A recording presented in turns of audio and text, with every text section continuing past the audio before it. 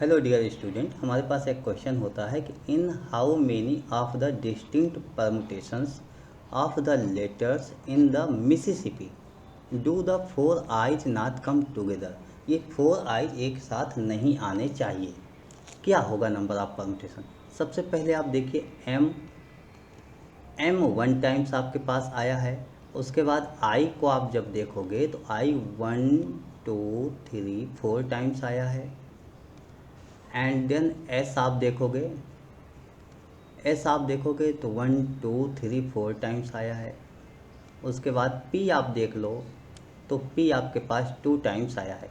इस तरीके से आपने टोटल लेटर्स अगर देख लिए तो काउंट कीजिए, आपके पास 1 2 3 4 5 6 7 8 9 10 11।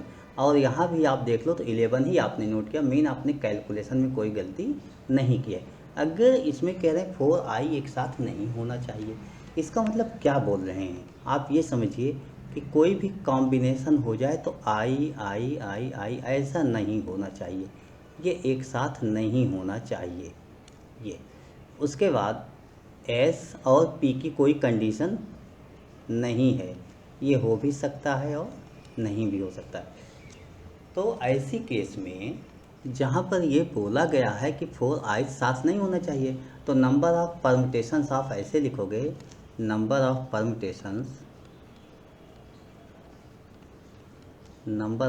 परमुटेशंस या अरेंजमेंट आप ऐसा लिख लो।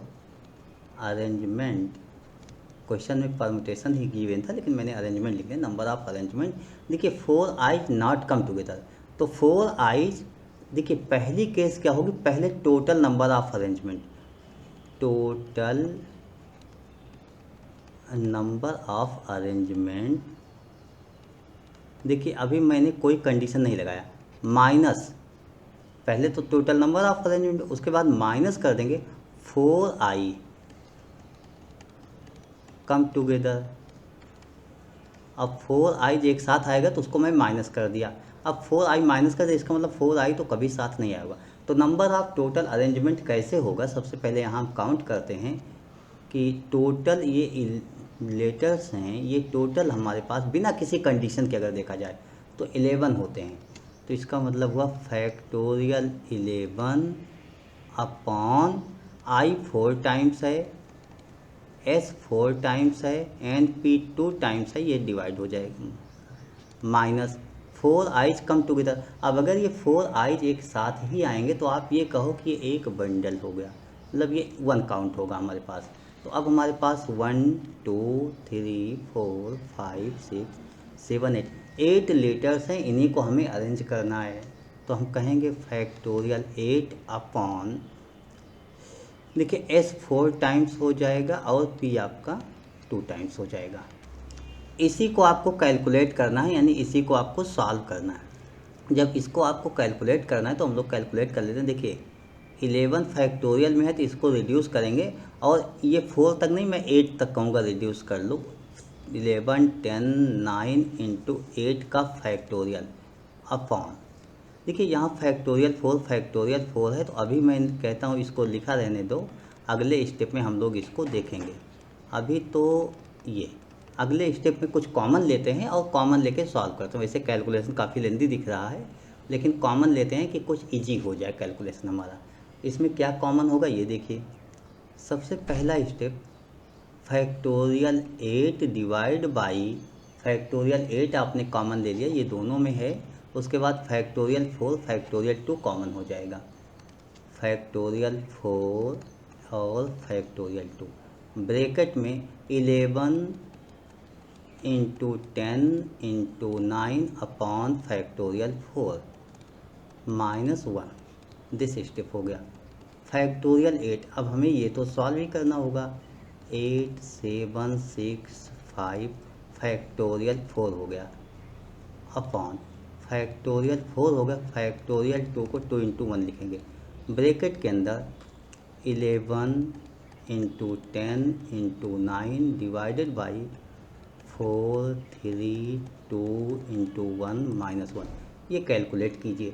देखिए कैलकुलेट करते समय फैक्टोरियल 4 से आपका कैंसिल आउट हो गया।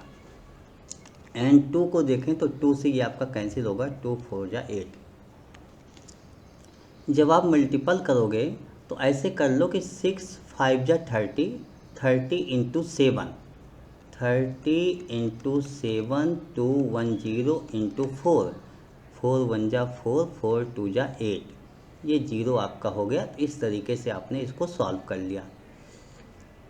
उसके बाद इंटू लगेगा मल्टीपल साइन के साथ ब्रैकेट के अंदर। देखिए ब्रैकेट के अंदर आप कैसे सॉल्व करोगे, इसमें से सभी स्टेप नहीं लेकिन कुछ स्टेप ही आपके सॉल्व होंगे। जैसे 3 3 जा 9 एंड 2 5 जा 10 हम चाहें तो कर लें, वैसे ये कैंसिल नहीं किया जाता जब 0 हो तो। इस तरीके से हो गया। 11 5 3 आपके पास हो गया।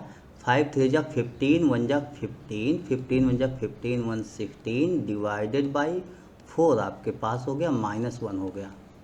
दिस 840 इंटू 165 -4, 161 डिवाइड बाई 4 हो गया। अब आप 4 से इसको कैंसिल आउट कर लो। जब इसको 4 2 जा 8, 4 1 जा 210 इंटू 160, ये आपके पास हो गया। यानी आपको ये सॉल्व करना है। आइए हम लोग सॉल्व कर लेते हैं। 210 इंटू 161, देखिए 161 तो 0 हो जाएगा आपके पास। 21 इंटू 161, जब इसको मल्टीपल करोगे 21 इंटू दिस है 21 1 जा 21, ये 1 होगा। उसके बाद कैरी, अच्छा ये होगा 33810, ये आपका आंसर हो जाएगा। कैलकुलेट आप कर लीजिएगा। I hope you understood explanation of this question. Okay, thank you, bye.